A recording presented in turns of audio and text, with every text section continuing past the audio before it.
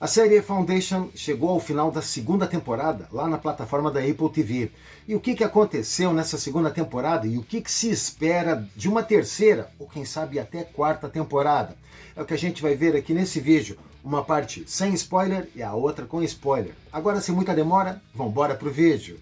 Mas antes do vídeo, vamos pedir o seu apoio aqui para o nosso canal. Se você gosta desse tipo de conteúdo, já deixe o seu like e também o seu comentário. E se não é inscrito, já se inscreva e acione as notificações para o YouTube te avisar quando subirmos um conteúdo novo. Agora vamos seguir com o vídeo. Vou falar agora sobre o que aconteceu nessa segunda temporada. Da seguinte forma, primeiro sem spoiler. Eu vou me basear na sinopse que a plataforma da Apple publicou, lançou nas redes sociais, na internet, antes de começar a segunda temporada. Portanto, eu vou me basear por ali, é sem spoiler. Quando for com spoiler, eu vou deixar avisado. No release da Apple, antes da estreia da segunda temporada, afirmava que a guerra entre Terminus e o Império estava para começar. Porém, Hari Seldon mostrou toda a sua inteligência e astúcia ao usar a psicohistória para preparar o cenário e prever eventos com uma precisão incrível. Dessa forma, a guerra teve um final bastante surpreendente. Os personagens Bellery Oz e Robert Mello foram importantes nos romances, mas na série, cada um foi determinante para o desfecho incrível. Aqui vai uma observação importante. Esses dois personagens não se encontram nas obras de Asimov. Por exemplo, Robert Mello, ele aparece no último capítulo do primeiro livro, Fundação, o primeiro livro da trilogia. O Bellery Oz aparece na primeira metade do segundo livro, que é Fundação e Império. Portanto, esses dois não se encontram nas obras, até porque entre o final do primeiro livro e o começo do segundo são mais de 100 anos. Demerzel, o robô que é a extensão do Império, teve a sua história revelada. Na primeira temporada, houve uma surpresa com as atitudes de Demerzel, desobedecendo às leis da robótica. E, ao longo da segunda temporada, se observou que o robô podia até desempenhar ações, digamos, emotivas e também experimentar avalanches emocionais. A forma como Demerzel enfrenta conflitos com seus sentimentos programados e as consequências de suas ações mudam totalmente a visão que se tinha desse robô. O casamento do Imperador Dia com uma jovem rainha vingativa, segundo o release da Apple, teve um desfecho tão surpreendente quanto foi a descoberta da sabotagem da clonagem imperial no final da primeira temporada. Houve consequências marcantes e decisivas no processo de sucessão envolvendo os 3 imperadores. No planeta Ignos, Gal Dornick desenvolve os seus poderes psíquicos. No entanto, a cadeia de eventos para alcançar esse objetivo levou a um sacrifício muito importante e doloroso. Os planos de Hari Seldon para Terminus eram totalmente diferentes do que todos imaginavam, até mesmo para o que está lá nos livros da trilogia de Asimov. Mais impressionante ainda foi o resultado da guerra entre Terminus e o Império, e ainda assim, tudo estava nos cálculos de Hari Seldon. No final, 3 acontecimentos anteciparam a terceira temporada. Vai ter um salto temporal de 150 anos, já encaminhando para a terceira temporada. Também vai ter a chegada do Mulo, um personagem muito importante que aparece na segunda metade do romance Fundação e Império, o segundo da trilogia. E essa chegada do Mulo e os habitantes de Ignos serão a base para a criação da segunda fundação. Todas essas coisas aqui já estavam lá no release da Apple e também no trailer da segunda temporada. Só que tudo muito diferente em relação aos livros. O que não é uma crítica aqui que eu estou fazendo. Até porque já no primeiro episódio da primeira temporada já se viu que a adaptação iria passar muito longe das obras de Asimov. Tem muita coisa ali, tem muitas referências, personagens, essa coisa toda, houve muitas mudanças, mas já se previu que a série seria uma adaptação extremamente livre da obra de Asimov.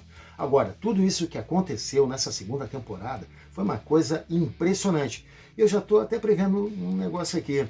De fato, pelas mudanças que teve na primeira temporada, pelas mudanças que teve na segunda temporada também, já se prevê que não vão ser 4 não, hein? Eu desconfio que o David Goyer vai fazer, sim, vai se atrever a fazer 8 temporadas. Do jeito que foi tudo adaptado, tudo livre, vai chegar a 8 tranquilo. Se não, até mais. Vamos ver no que vai dar. Daqui para frente, nesse vídeo, tudo que eu vou falar vai ter spoiler. Portanto, se você chegou até aqui, muito obrigado. Se você quer continuar daqui para frente no vídeo, saiba que é por conta e risco e vai ter spoiler. O final da segunda temporada foi realmente surpreendente. Houve a destruição do planeta Terminus e a derrota do Imperador Dia. Além disso, ele morreu e toda a frota imperial também foi destruída. E tudo isso, o fim de Terminus e a morte do Imperador Dia, eram alternativas nos cálculos de Hari Seldon. O psicohistoriador ainda diz que para o plano dar certo, era preciso sacrificar o planeta Terminus e a Fundação. Esse fato não ocorreu nos livros de Asimov. Pelo contrário, foi se desenvolvendo e se tornando cada vez mais forte, ao ponto de se rebelar contra a segunda fundação e se empenhar em destruí-la. Isso mostra duas coisas. O plano de Hari Seldon continua seguindo seu rumo, mesmo com eventos imprevisíveis como o Mulo. A outra é que o Império não é invencível, mesmo o sistema de clonagem não ter sido destruído. Aqui também vai um detalhe que pode gerar dúvidas. O Mulo não estava previsto no plano de Hari Seldon por ser apenas um indivíduo. No entanto, Seldon previu a ação do Imperador Dia para atacar Terminus e destruir o planeta.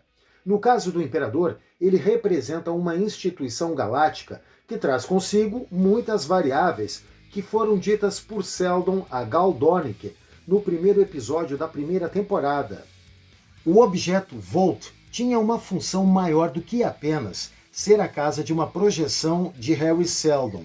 Mesmo ao destruir Terminus, o Volt serviu como uma nave para levar os habitantes para outro local. Fica daí a dúvida para onde o Volt vai levar os habitantes de Terminus e o que irão fazer.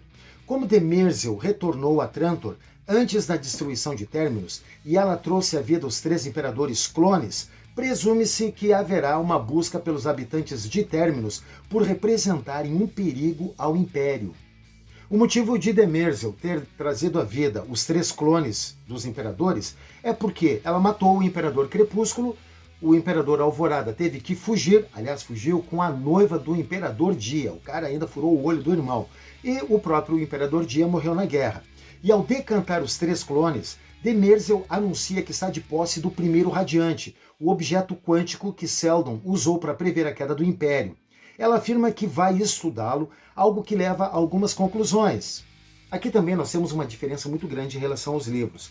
Na série Fundação, que são 7 livros, Demerzel, centenas de anos antes dos eventos de fundação, assumiu uma outra identidade e já via que o Império estava caindo e viu a necessidade da criação da psicohistória. Tempos depois encontra Hari Seldon e ajuda Hari Seldon a desenvolver essa ciência, que vai ajudar tanto na previsão da queda do Império, quanto em uma solução. Demerzel também, ao assumir uma outra identidade centenas e centenas de anos antes, também já previa a criação da Fundação. Tudo passava pelas mãos e pelas ideias, pelo plano de Demerzel. Como eu disse, centenas e centenas de anos antes, assumindo uma outra identidade. Pelas palavras de Hari Seldon para Gal Dornick e Salvor Hardin, o primeiro Radiante é um computador quântico em estado de sobreposição, ou seja, ele existe em 2 lugares ao mesmo tempo. E assim nós vemos no final da segunda temporada o primeiro Radiante nas mãos de Gal Dornick e também nas mãos de Demerzel. A revelação de Demerzel sobre como foi criada e desenvolvida e ainda programada para amar o primeiro Imperador Cleon deu uma origem diferente em relação aos livros. Uma programação foi feita em Demerzel por Cleon I e faz com que Demerzel desobedeça às leis da robótica. E essa programação faz com que a máquina desenvolva algo muito próximo de sentimentos, e isso gera um conflito interno muito grande.